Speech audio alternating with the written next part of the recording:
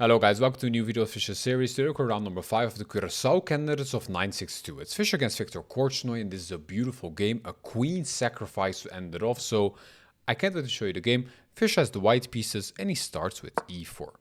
d6 by Korchnoi, d4 and knight f6. And you could say, what is this opening? Well, it's actually called the perk defense, and the perk is very flexible. It does allow white to get the whole center, but after d4 and e4, black actually plays some kind of system. d6, knight f6, g6, bishop g7 and castles, whatever white responds with.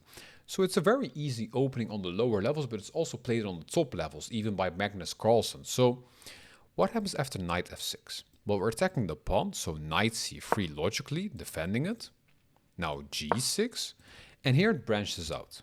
You can play bishop g5, the burn variation, you can play the two knight setup, but here Fischer plays the most aggressive variation, f4. This is the Austrian attack, and with the Austrian we prepare e5, sometimes f5. But still black plays his system with bishop g7, knight f3 and castles. So what now? Well, bishop e2 to prepare castling as well. Korchnoi has already castled, so now he wants to open up the center. He should not play e5, that's really defended by the two pawns and the knight. So here he plays c5.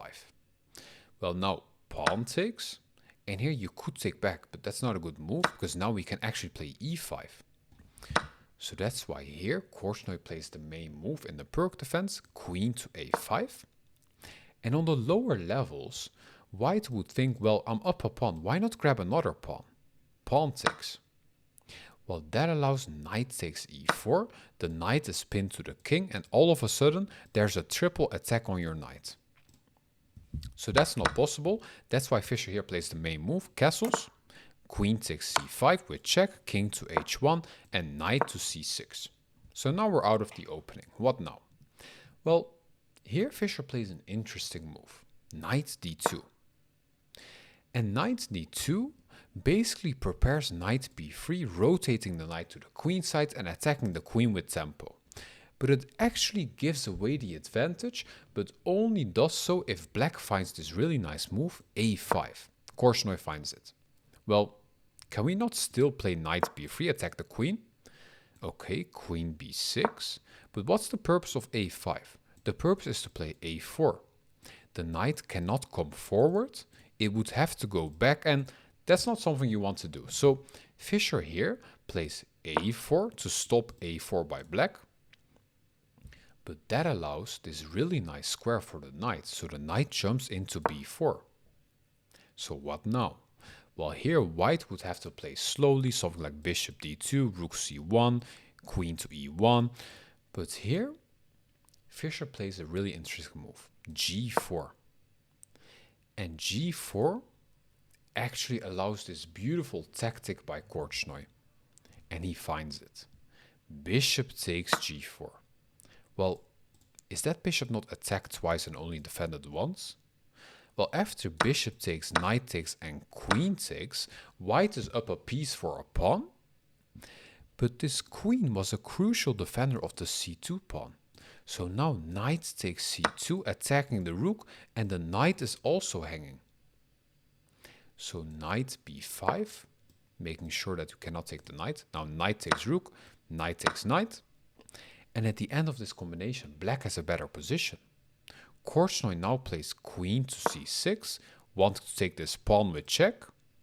f5, attacking and also defending this pawn. Again, Korchnoi finds the best move, queen to c4, attacking the rook and attacking this pawn. We have to defend the rook. Now taking the pawn, both pieces are hanging. Knight c7, threatening winning the rook, but Korchnoi doesn't really mind. He simply takes the knight, since if you take my rook, okay, I take it back. And material-wise, I'm just up 3 pawns. So that's why here, after taking the knight, Fischer doesn't want to get rid of another piece, since he's down on material, so he has to attack. Knight to d5, threatening winning this pawn. And pushing would not be a good move. Then we have knight e7 check, king to h8 and f6, and white is winning. So that's why here we see rook to e8 by Korchnoi. bishop g5, double attacking this pawn and a discovered attack on your queen. Queen takes b2, bishop takes e7, and here bishop e5. Says if you take my rook now, you're actually getting mated in one. This is just checkmate. So that's why here, first rook f2, but now queen c1 check, rook f1, and queen to h6. We brought our queen to the king side, and still we're threatening checkmate. Korchnoy is playing a beautiful game. Queen h6, now h3, g takes f5. Korchnoy is not scared of opening up the g file. Now bishop takes rook, rook takes, knight e7 check, king sidesteps, and knight takes f5. Queen is under attack, but simply queen to e6. So what now? Rook goes to g1 on the open file. Well, actually those squares are pretty well defended by the rook and the bishop. So Korchnoy simply marches his pawn forward with a4. Rook g4, queen b3. Wants to exchange the queens, queen to f1. Simply a3. And here Fischer tries his last trick, rook g3. Since in this position, it looks like you can just take the rook with the bishop, and it actually is possible, but after knight d4, you would have to find this only accurate move, since if you play any other move like queen to b2 or queen to b4, we have this perpetual, oh sorry, not like that, queen to f6 check, and the game would end in a draw like this.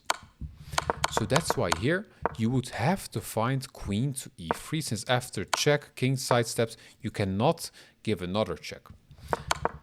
But actually, Korchnoy ends the game in a beautiful way. Queen takes rook, sacrificing the queen. Since after knight takes, we do not take the knight, we actually play a2, and you cannot defend this square. Fischer resigned the game. I really hope you liked this video. If so, please like, subscribe or comment, and I'll see you on the next video. Bye bye.